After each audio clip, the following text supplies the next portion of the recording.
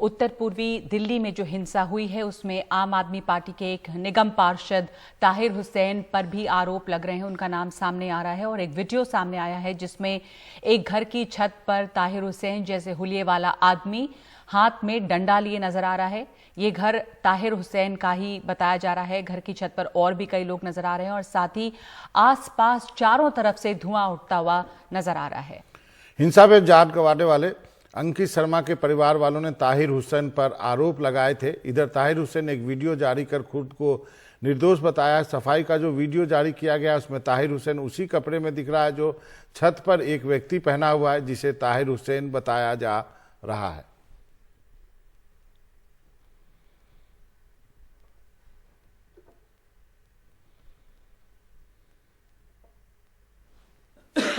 दिल्ली में दंगे रुके हैं लेकिन अब तमाम वीडियो वायरल हैं और आज एक वीडियो वायरल है जिसमें आम आदमी पार्टी के काउंसलर ताहिर हुसैन दिख रहे हैं। उनके घर के पीछे से बनाया वीडियो है। उनके घर से तमाम दंगाई पत्थर फेंक रहे हैं, पेट्रोल फेंक रहे हैं, पेट्रोल बम फेंक रहे हैं और एक वीडियो में वो खुद डंडा हाथ में लिए लाल स्वेटर पहने हुए दिख रहे हैं। उन पर आरोप लग रहे हैं कि उन्होंने दंगाइयों को अपने घर में बुलाया और वहां से दंगे को भड़काया। हमारे साथ ताहिर हुसैन एक्सक्लूसिव बात करने के लिए मौजूद हैं।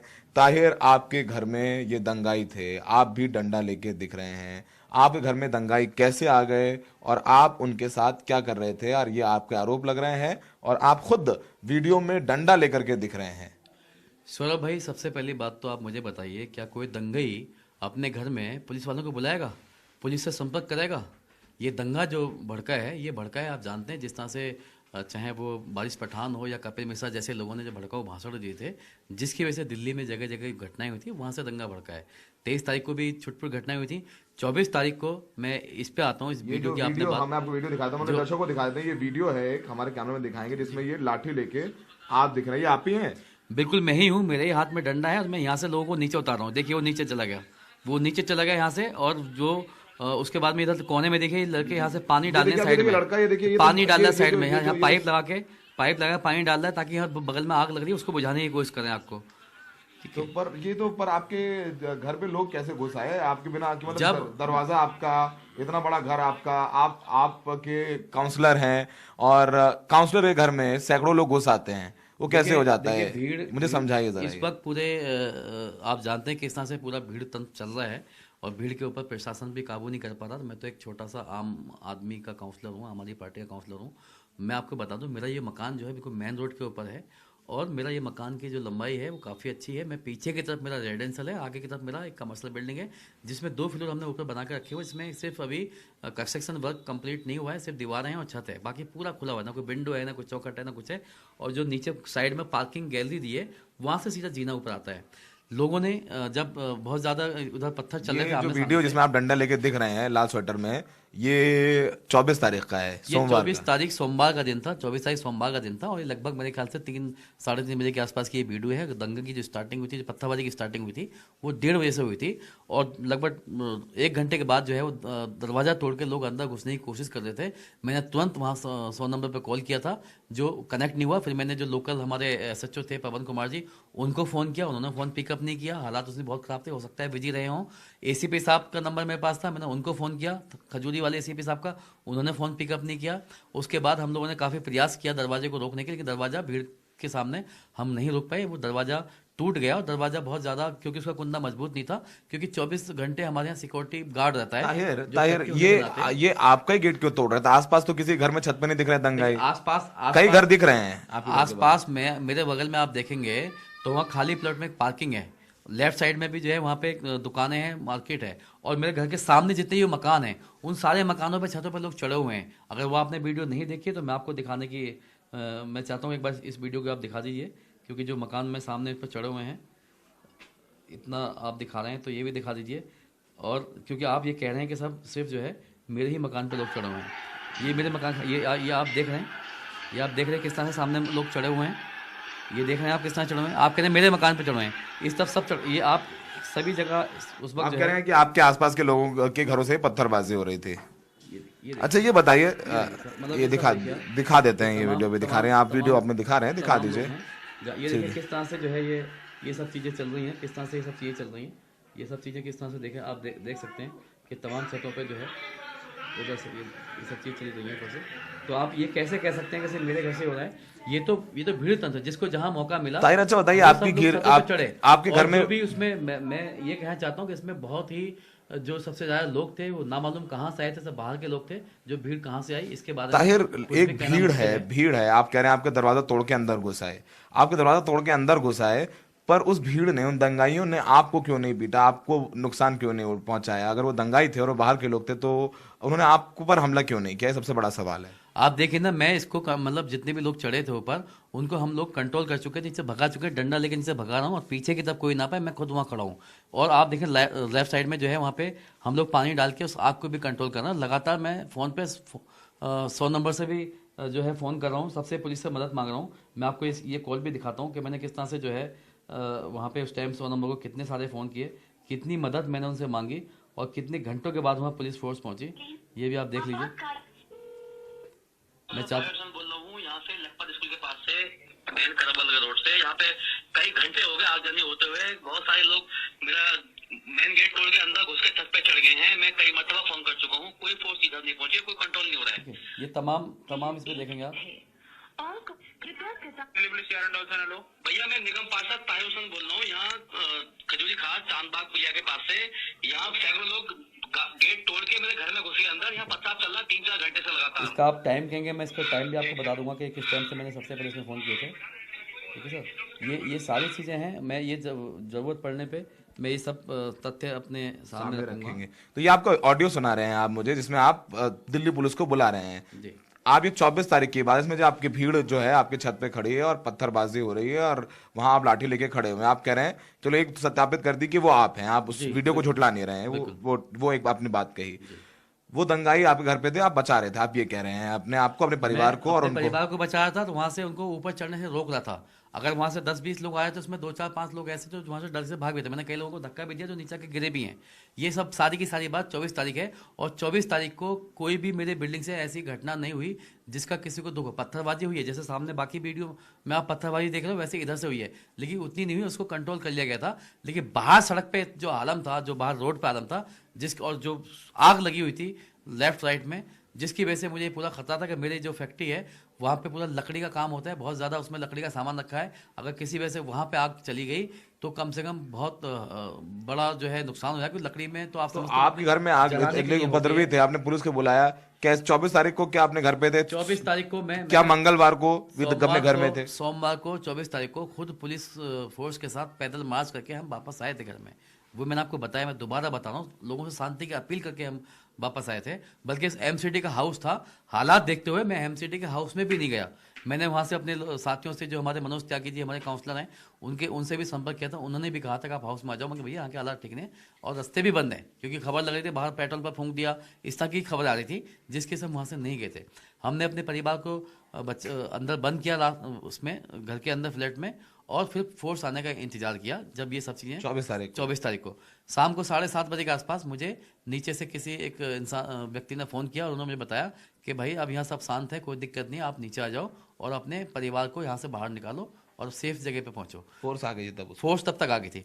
तो मैं कम से कम आधा घंटा मैंने और लगाया, क्योंकि मैं पूरा मामले को शांत होने के बाद ही जाना चाहता था। जब मैं नीचे गया तो वहाँ पुलिस फोर्स थी और वहाँ पे बहुत सारे लोग थे जो अननोन थे, अनजान थे, जो नारेबाजी कर रहे थे, शोर शराबा मचा रहे थे, और कुछ लोग थे जो जिम्मेदार लोग, जिनको मैं जानता हूँ, जो शांति की अपील कर रहे थे, जो लोगों को शांत करने का प्रयास कर रहे थे। वहाँ मैंने जब हालात देखे तो मुझे लगा कि शायद ये इस वक्त यहाँ पे रहना ठीक नहीं है। मैंने तुरंत अपनी पत्नी को फ़ोन किया और उनसे कहा यहाँ से हमें निकलना होगा, और ख़ुद पुलिस की मौजूदगी में मेरा परिवार वहाँ से निकला और उनको हमने अंदर सेफ जगह पे बस्ती में पहुँचाया।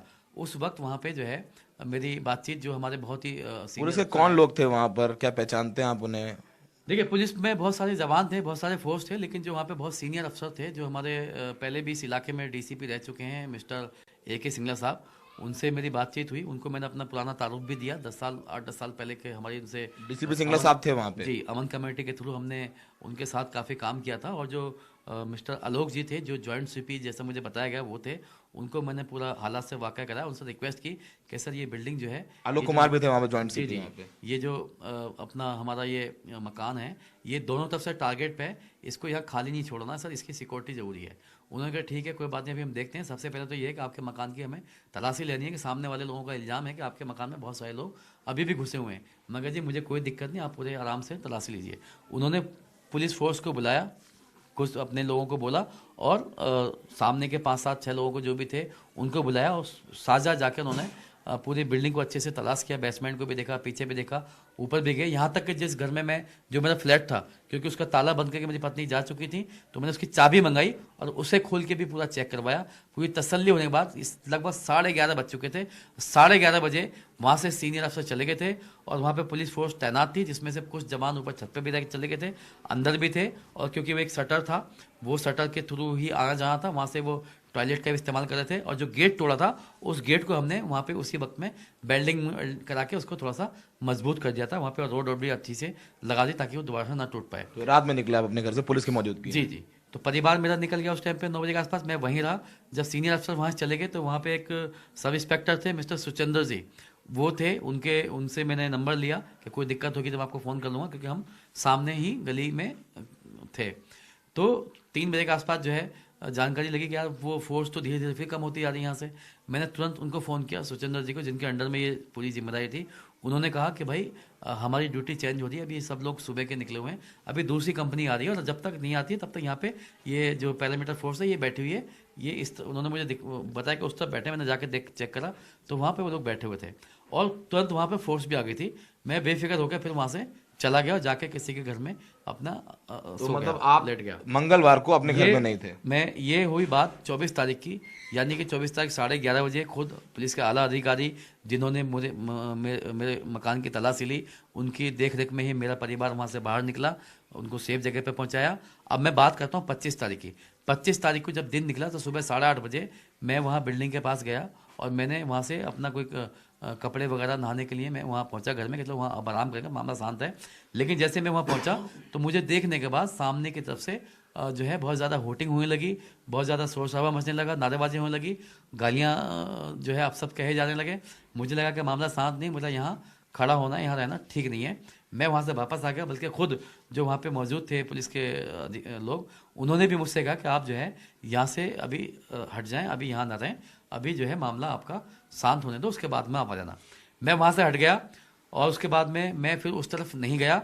कुछ टाइम के बाद में जो हमारे दयालपुर थाना SHO साहब हैं ताकेश्वर जी, उनकी निगरानी में जो वहाँ गैलरी में पार्किंग में कुछ गाड़ियाँ खड़ी थी, कार खड़ी थी, वो उन्होंने निकलवाई थी, क्योंकि वहाँ गाड़ियों की में आग पकड़ने का ज़्यादा खतरा था।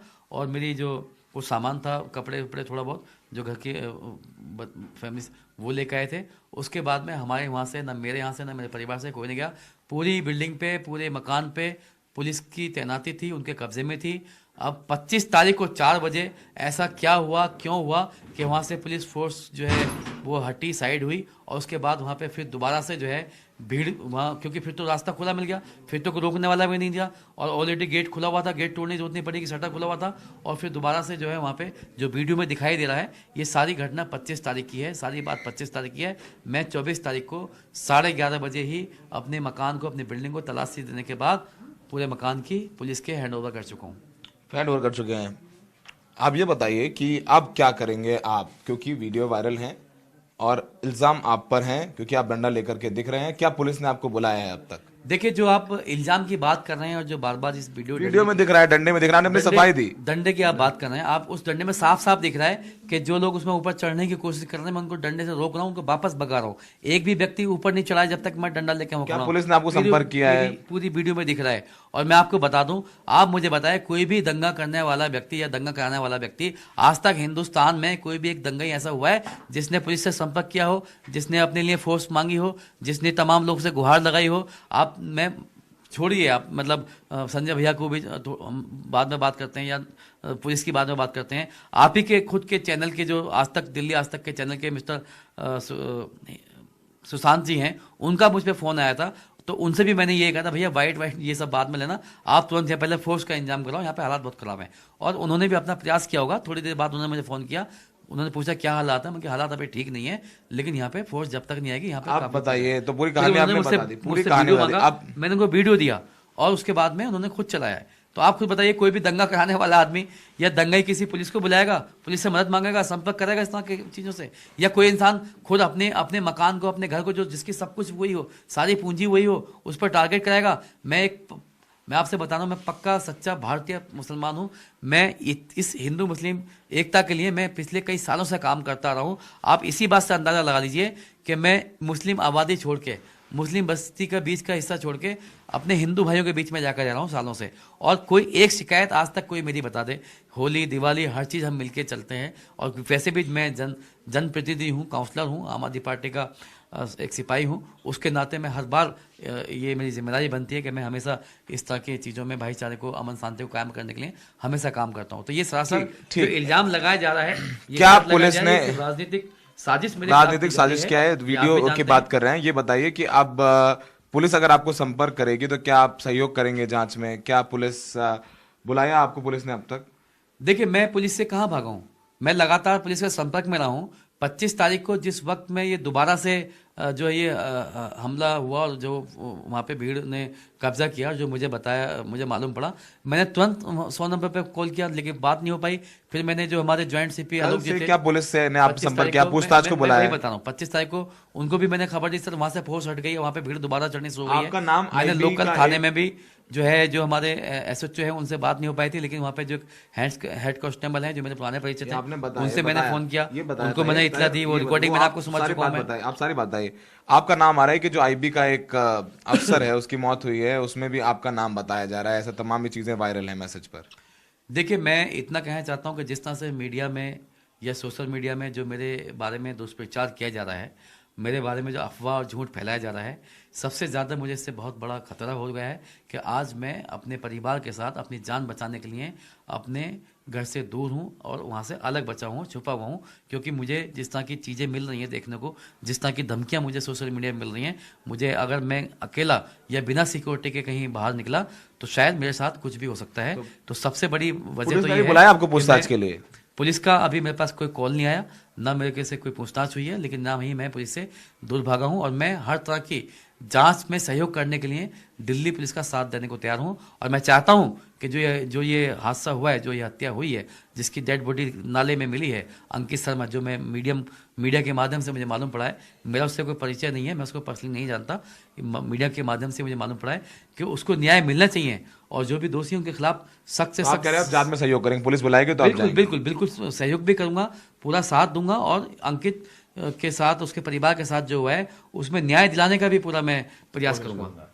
ये थे ताहिर हुसैन, जिन्होंने कहा कि उस वीडियो में लाल स्वेटर में वही है, लेकिन वो 24 तारीख का वीडियो है, वो लोगों को भगा रहे थे।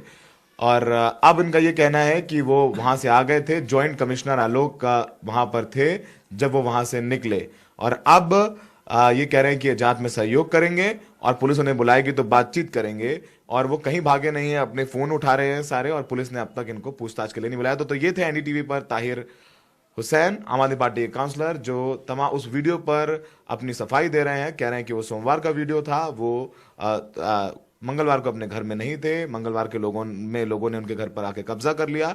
तो ये तमाम सफाई अब इनकी निकलकर सामने आ रही है। नई दिल्ली में सहयोगी मनोज ठाकुर के साथ सौरभ शुक्ला, NDTV इंडिया।